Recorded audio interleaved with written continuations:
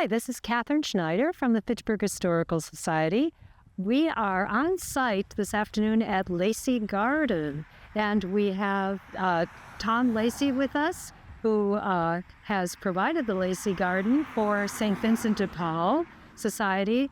And we also have Peg O'Donoghue, who will be talking about St. Vincent de Paul and their efforts in terms of providing food for those who need food to supplement their food budgets. So welcome, Tom and Peg. We're so happy to have you here this afternoon to talk to us about the Lacy Garden. First thing, Tom, I'd like to talk to you about your family has been here for a long time in this area, and in fact the Lacy Road that runs east and west through Fitchburg is named after your family. So would you fill us in on your family history here in the Fitchburg area? Correct. Myself and my 6 brothers and sisters are 5th generation Lacy's here. The home farm is up on Lacy Road at Muchler. And my uncle worked the farm here until he was 90 years old. And that's kind of how the garden got started, too, because my uncle knew some people from Queen of Peace Church. And they were going to try it for a couple of years to see how it worked out. And it ended up now is 25 years. So special anniversary this year. So 5 generations of the Lacy family have been here in Fitchburg. That's Correct. just an outstanding time period of Yes, being here. and not only that, but we have 2 more generations that are coming up behind us here too. So the Lacys continue. Yes. Continue in future generations. So the farm here on Wayland Road, where the Lacy Garden is located, is not the same as the home farm on Alfred Lacy Road and Muchler Road here in Correct. Fitchburg. Can you tell us about this farm right here where Lacy Garden is located? my grandfather Leo bought this farm in mid 1950s, I believe. And my dad and my mom lived on this farm after they were married, and it was just the farms worked together and all as one. So, and tell us somewhat about this farm in terms of the farming here. What kind of farming has been done here? A little bit about maybe the soil here. Just some background about the farm. Well, at one time, like at the home farm, there was cattle and hogs, the standard type smaller farm there. When this farm was purchased there was hogs here for quite a few years, and the crops that were grown were to feed and supplement the animals that were here. In the later years, it became more of a cash crop operation. The soils are very fertile. Miami silt loam and Carrington silt loam. There's a few rocks here too, here and there, but Can't help it. it's not a terrible thing. And so the crops always grew plentiful. Very productive soil here. Very productive soil, yes. That's great.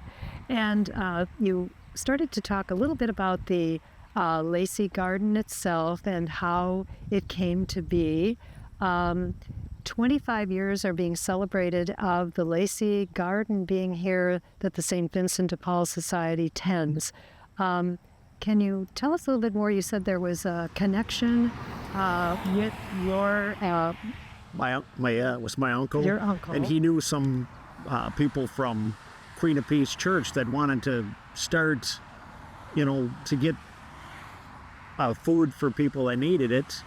And so they were going to try it for a couple of years, and it turned out to be a pretty good process, and it just kind of kept going on throughout the time. There's 1 acre here on the farm that we donate.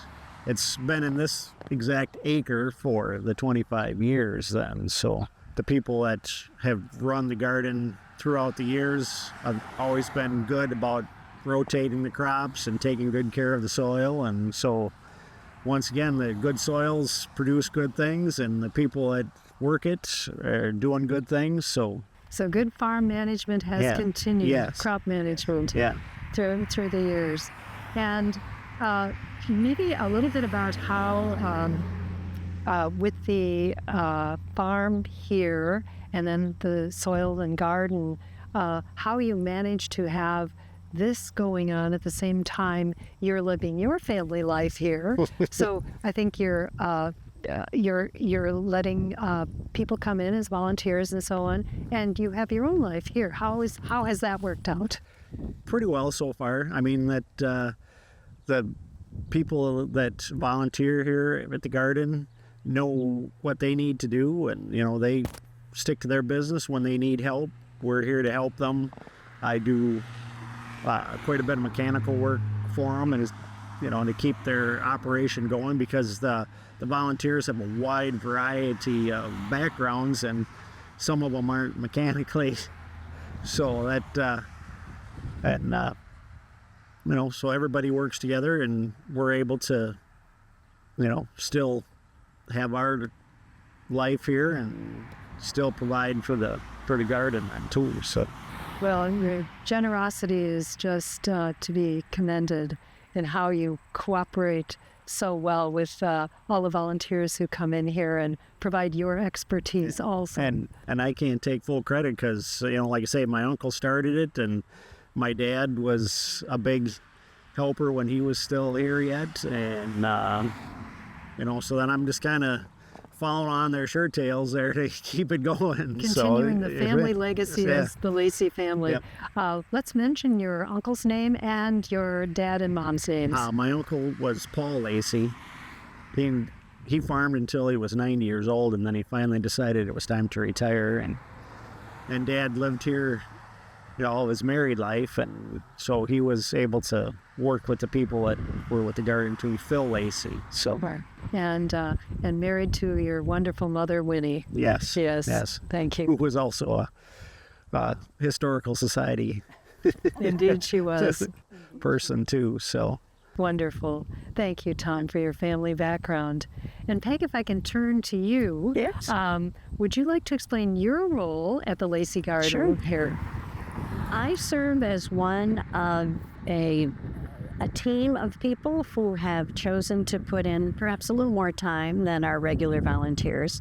And we try to lead the effort here. We try to make sure that we are staying within the guidelines that Tom and family have set out for us and for our volunteers. We really respect that this is a working farm, and this is two different residences. So that's something that we always cover with our volunteers, is what's appropriate when you are on someone else's farm. And the 25-year legacy, the very rich legacy of the Lacy family's generosity of donating this parcel that we tend to, really requires that we keep a good communication channel open to the Lacy family. So that also, I serve in that role, but so do some other members of our leadership team. And how long have you been volunteering, Peg? Well, I got hooked on volunteering at the Lacy Garden. It's been 8 years, and it's been just a wonderful volunteer effort for me. I've enjoyed it very much. Wonderful. So I hear commitment from both of you. From Tom's part, obviously, as being a landowner here, and you, Peg, for your many years of working with Tom and the volunteers. So what specifically is grown here? Maybe more details about the garden, what's grown here, how the vegetables are able to be accessed by the people who need them to supplement their food budget. What we're attempting to grow in this garden would be produce that you would find in a grocery store, that would be familiar to people, that would be something that you would find in many refrigerators. And that could include, right behind us, this beautiful background. It's the asparagus patch, so that's one example. But we have kale, and we have potatoes, and we have tomatoes, and we have green beans, and we have watermelons. I'm just thinking of the things that I've recently, and sweet corn. And still attempting to grow carrots yet, and different Spinach. things. Yes. So. And potatoes. And how households access the produce that is grown here is myself and others, after we have a night of harvest, which tonight will be a night of harvest, we then take our totes of vegetables or fruits that we have harvested, and we take it directly to St. Vincent de Paul Food Pantry, which is located on Fish Hatchery.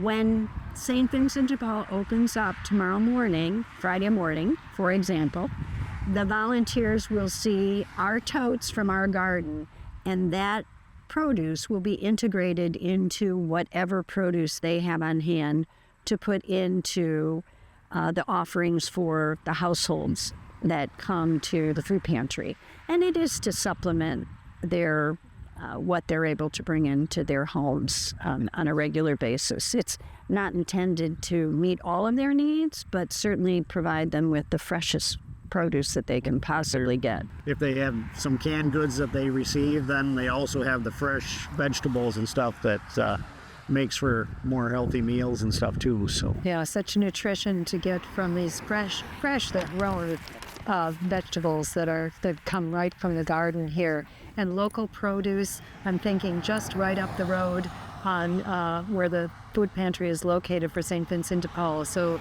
it's just so close by to the garden. So Catherine, I can guarantee that what we harvest tonight will be, because they are doing curbside delivery to households at the St. Vincent de Paul Food Pantry, I can guarantee that what we harvest tonight will be in cars tomorrow and getting into households tomorrow. So again, it's the freshest that it can possibly be, unless you're standing in the field and you're eating it. the green beans while you're... And we really discourage that. We don't let our volunteers eat the produce.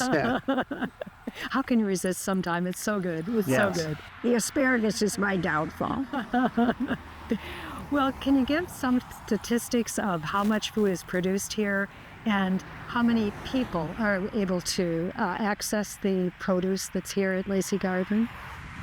I'll do my very best on those. In terms of poundage, I think the best figure that I could give you, Catherine, would be what we were able to harvest last year, so 2023 season, and that was 12,600 pounds of fruits and vegetables. I believe that we are on track to meet that goal because we certainly want to at least do what we did last year. But as you know, we've had more rain this year, and so the harvest is better, no surprise to that. So we certainly hope to be in that range, 12,600 pounds or more, and I think we'll be more. One example would be on Monday evening. So we had a work session with volunteers here on Monday. We harvested 150 pounds of fresh produce, and that was at the food pantry Monday night, and I'm confident being given out Tuesday morning. In terms of numbers of people who are receiving the produce, St. Vincent de Paul at this point in time continues to have record days for households coming through and looking for the supplementary food. So it could be within the last month. I know they've had a Thursday when they had 299 households for the supplementary food. And that's just one day. But they are seeing record number of people coming through and needing the supplementary food. So that motivates our work as well, to know that it's an important service and it is something that is directly benefiting people in the community. That's wonderful to hear, Peg. Thank you. So let's talk about the volunteers in the garden. Who are they? What are their ages? various jobs that they do in the garden? Can you give us some insight into those things of the volunteers? Well, I'm happy to say that we have volunteers of all ages. We have grandparents who bring their children, parents who have their children. So we have elementary age, middle. This week we've had both middle schoolers and high schoolers that have been in the garden and volunteering. And then we have working people, whether that's because they are coming out with their corporate group. We have many corporate groups. I will put a plug in for Promega, which is in Fitchburg, and Promega sends out many employee groups to the garden. We probably have had 9 already and more to schedule yet this season. So Promega is an example of a corporation that sends out.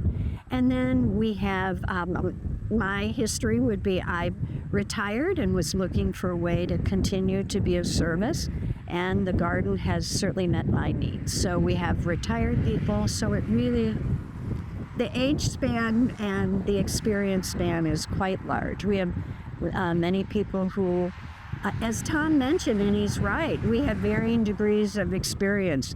I'm a city girl that is lost in a farm field. But we do fortunately have many volunteers who maybe they grew up on a farm or they had access because of relatives' farms. And then we have people who are master gardeners. Gardeners, Yeah, were you going to say? yeah. We have master gardeners, which is a wonderful addition to the volunteer group. And then people who are just interested in gardening, and I would put myself in that category. Never in my life have I really had an opportunity to garden until now. Fine. So it sounds like all the skills and talents that have been needed have come forth and have been there with your volunteers in one way or another.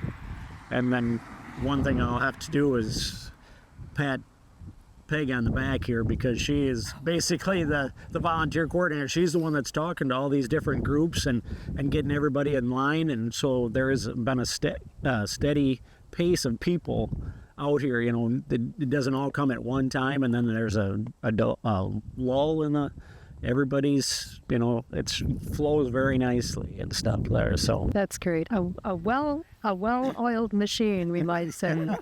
Well, we haven't mentioned someone, and I think we ought to. Two people I think we ought to mention, and great teachers. One is Emmett Schulte, who was probably the gentleman that was speaking to Paul. Yeah, that started. Lacy. Yeah, they got the whole thing started. And then Tom Parslow, who started working with Emmett and then became the garden leader. And then I was fortunate to work with Tom Parslow. And there really is a rich history of outreach to the community of, this is very visible to the community, what we're doing, and then we certainly benefit by having St. Vincent de Paul's support. So the outreach and the interest of volunteers to come out here, I'm really building on a pretty solid foundation, I have to say. That's great. You stand on the shoulders of others, right? I do.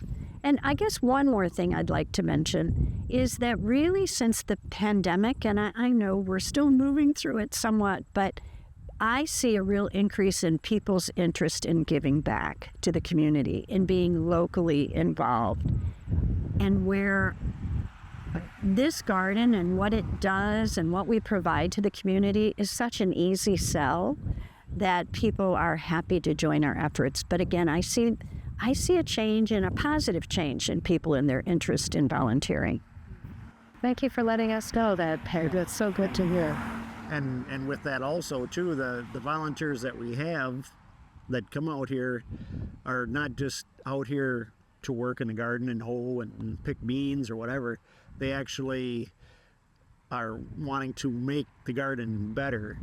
They're looking at irrigation systems. You know, they're volunteering their time to do what they can to make this more productive and a better place to grow vegetables and stuff. So sounds like a real community sense here. Thank you for using that word, because I think that has also been a goal of previous leaders and certainly current leadership in the Lacy family, is to build a community of people who wish to serve. So we were talking about irrigation systems. So that brought up the question for me.